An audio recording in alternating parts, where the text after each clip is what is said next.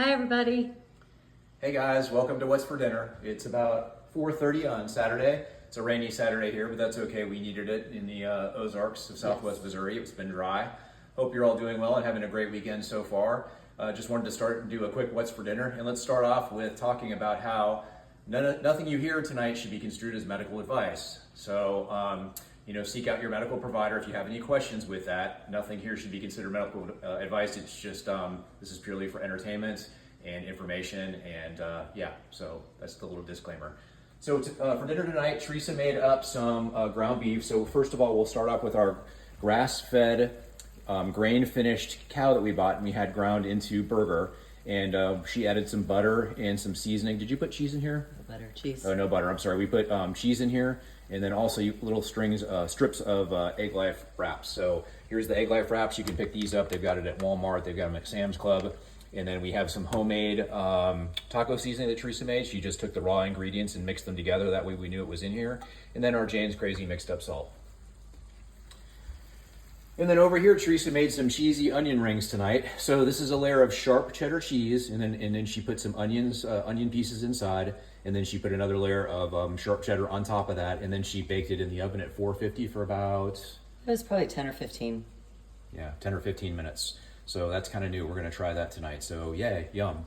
All right. Okay, I see a kid use that iron skillet right there. Yeah, they tend to stay dirty when the kids use them, don't they?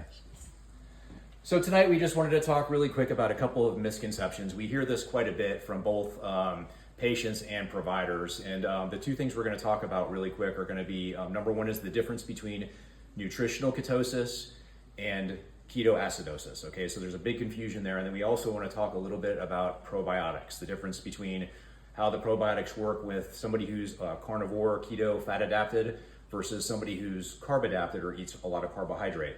So to start off, the difference between nutritional ketosis and ketoacidosis is almost the textbook definition of ketoacidosis is elevated ketones, all right, in your blood system along with elevated glucose, both at the same time.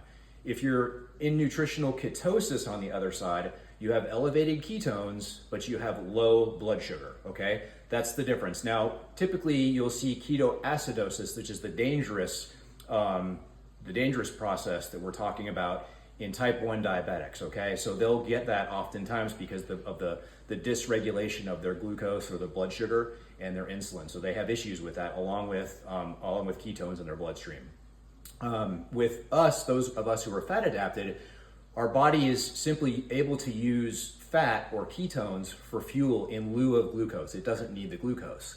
So a lot of folks will come and they'll say, oh my gosh, aren't you hypoglycemic? Your blood sugar is so low. Let me give you a couple of examples of that. So Teresa is very strong metabolically when it comes to the regulation of blood sugar. So her blood sugar, her fasting blood sugar, when she has not been eating, will run anywhere on average from 50 to 70 on her lab markers, okay?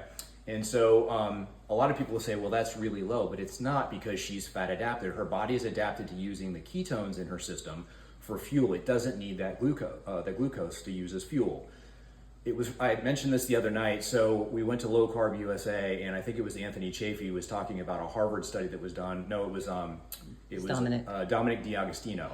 He was talking about a study that Harvard did on it was low carb, using a low carb diet to treat cancer. And I don't remember the name of the study, and I don't remember the type of cancer they were specifically speaking to. But in any case, they started off with these test subjects, and they had them fast for 40 days. That's 40 days. So they fasted a very long. Now they were medically supervised, so they weren't in any danger during any point in this study that they did. But at the end of the 40 days, they measured their blood sugar, and their blood sugar was 18. That's 18.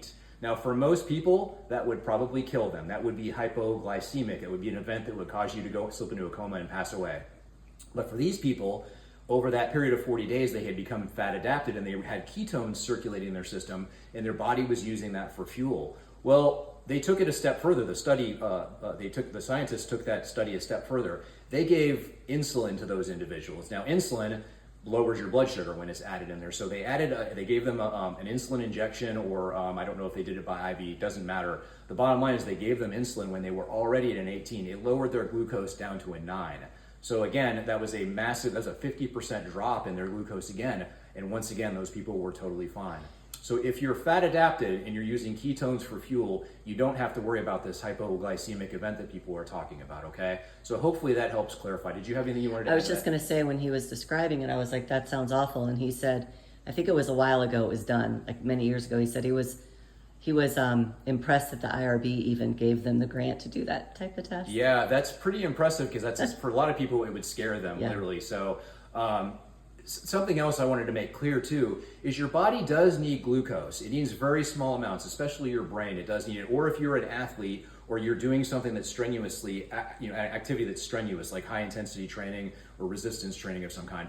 But your body can make the glucose. So remember, we talk about this all the time. When you eat sugar, you eat carbohydrates that are converted to sugar. Your body, the insulin, picks up that sugar and can store it as fat.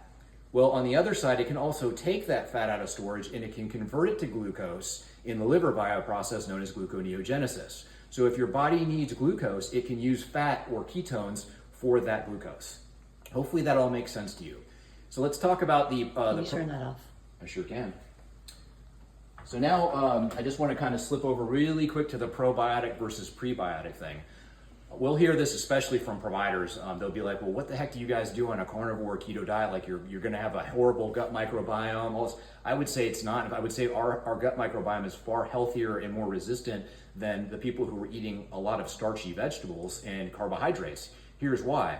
Is when you eat those kind of vegetables, you populate your gut, those types of foods, high carbohydrate foods, so starchy vegetables, carbs of any kind, sugar, you populate your gut with a certain type of bacteria or a number of different types of bacteria that will actually use a fermentation process inside your gut. So it ferments the food that you consume in order to digest that food.